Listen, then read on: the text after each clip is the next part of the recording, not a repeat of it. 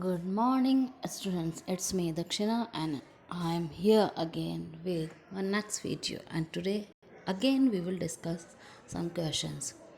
Do you think that human beings are some total of sentiments and physical aspects, the self and the body? Explain your answer using examples. Or, human being is more than just the body. Explain. And answer is there is a familiar shape and structure of a human being that is immediately apparent to us, and we imagine someone with similar human body like features. But in addition to the body, there is also the aliveness of person, the entity that keeps the body alive and makes it operate in various ways. We perceive this aliveness in the activities demonstrated by the person, like their seeing, talking, listening, walking, and eating, etc. This aliveness is called Jivan. Thus, a human being is coexistence of the body and Jivan. This Jivan refers to it as I, self. Thus, we say, I am so and so, or I feel tired, or I am happy. And note, my body is happy. This I or self is also called consciousness and is a sentiments constitute of the human beings. The human being is the sum total of sentiments and physical aspect. The self I and the body, and there is exchange of information between the two. I and body exist together and are related. There is a flow of information from I to the body and from body to the I.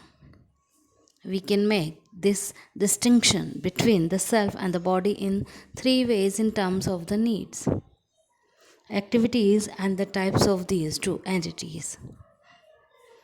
All the needs of I, say respect, trust, etc., can be called as happiness, such while the needs of body are physical facilities, suvidha like food. The two things are qualitatively different.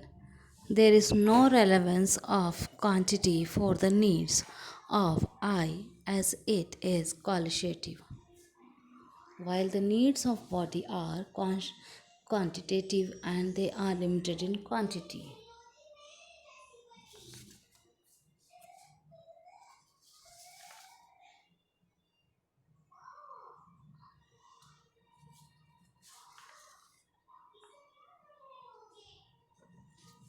The activities of I are activities like desire, thinking, selection, while the activities of body are activities like eating, breathing, etc. The mode of interaction of I includes knowing, assuming, recognizing, and fulfillment. The fulfillment depends on recognition, depends on assumption, and assumptions depends on knowing or not knowing. Beliefs. If assuming is based on knowledge, then recognition will be correct and fulfillment will be correct. If assuming is not based on knowledge, then things may go wrong. The mode of interaction of body is only recognizing and fulfilling. Self is a conscious entity and the body is material entity or physiological in nature. To conclude, we can say that the human being can be understood in terms of coexistence of two entirely distinct entities, namely sentiment I and material body. Their needs and activities are quite different and have to be understood accordingly. But these two constituents of human being are to act in close synergy with each other. Thank you.